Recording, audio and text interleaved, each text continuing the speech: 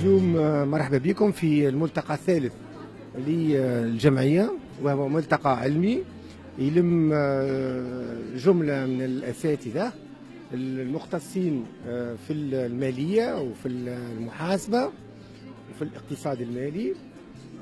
يشرفونا عدة أساتذة وباحثين في المواضيع التي تهم المؤسسات المالية، اللي تهم السوق المالية، اللي يهم الاقتصاد المالي، اللي يهم الاقتصاد الإسلامي إلى غير ذلك، عدة معناها مواضيع.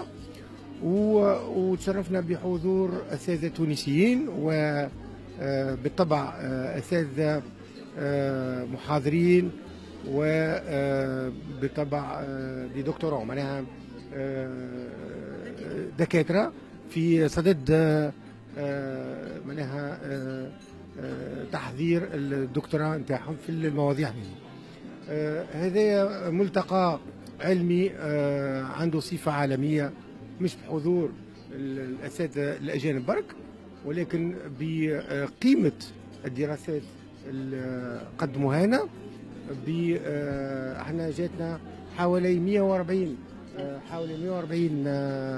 دراسة، اخترنا منها حوالي 60 دراسة باش تتقدم، وعندنا على يومين، وفي آخر اليوم الثاني باش تكون خلاصة علمية على البحوث اللي تقدمت، وعلى القيمة نتاعها، وعلى القدرة نتاع الكتابها لنشرها في مجلات عالمية. وهذا يشرفنا ويشرف الأساتذة الموجودين هنا، ويشرف الملتقى نتاعنا، ويشرف تونس بصفة عامة.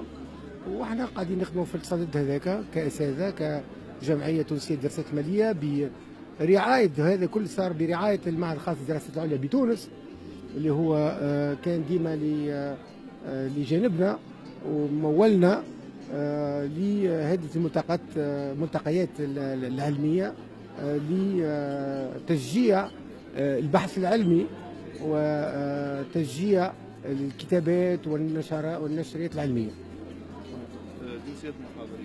جنسيات المحاضرين أساتذة من الولايات المتحدة الأمريكية، من كندا، من فرنسا، من فلسطين، من تونس بالطبع، من ان شاء الله ما نسيتش.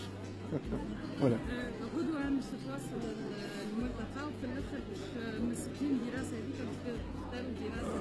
لا بالطبع معناها من 60 دراسه فما حوالي 15 دراسه، احسن 15 دراسه باش يتنشروا في النشريات العالميه. وعندنا الاستاذ برونو سيرجي اللي هو موجود معنا، اللي هو ناشر عالمي في امريكا، من الولايات المتحده الامريكيه، الولايات المتحده الامريكيه. هو ناشر عالمي وعنده معناها عده نشريات معترف بها لدى بالطبع المؤسسات العلميه والمؤسسات البحثيه، البنوك والجامعات الى غير ذلك، والنشريات في الاقتصاد والماليه بالطبع والمحاسبه. بالطبع فما 15 نشريه هي اللي باش تتقدم في ذلك. خلافا لذلك احنا عندنا في اخر اليوم عندنا ملخص كامل للملتقى باش نخرجوا به كما بدينا اليوم، شنو الاتجاهات في نطاق البحوث، في نطاق النشريات بدينا بهذايا. في الاخر بكل باش نكملوا نشوفوا شنو احنا نعملوا في تونس مقارنه بالموجود ولا بدينا به ولا صاير في العالم، وهذا باش يوصلنا باش نشوفوا الاتجاه نتاعنا، نعدلوا ما نعدلوش الى غير ذلك. هذه كان النقاط الموجوده باش نحاولوا باش نقدموا. وانا نتصور اللي موجود عندنا مستوى لا باس به دو توت فاسون في الملتقى هذا. نتكلم على الملتقى هذا، ونتكلم على الباحثين اللي جاوا ولا يخدموا معنا هنا الى غير ذلك. I'm very pleased to be here at this finance conference where many research papers will be getting presented, and as is true at all conferences, people are here partly to hear the research and present the research, but also to meet other people, develop new friendships and new collaborations and renew friendships with others. This is my first visit to Tunisia and gives me the opportunity to establish some new friendships. Thanks, Mr. Jay, and welcome in Tunisia. Thank you. You know, Tunisia's tourism business has temporarily been hurt by the terrorism this year. Hopefully it'll be very temporary. You know, I intentionally came here to help support the economy. I've been in other situations. 12 years ago in Asia, there was a temporary problem where they had an illness where tourism temporarily collapsed as well, but then quickly rebounded. And I certainly hope that there's a quick rebound here. All of my experiences here have been very pleasant, and so I'm optimistic that the tourists will start coming again, and I would encourage them to come soon. Très content d'abord de me trouver aujourd'hui à Sousse pour ces journées organisées par l'Institut des hautes études de Tunis et de Sousse, par SLA et Lara.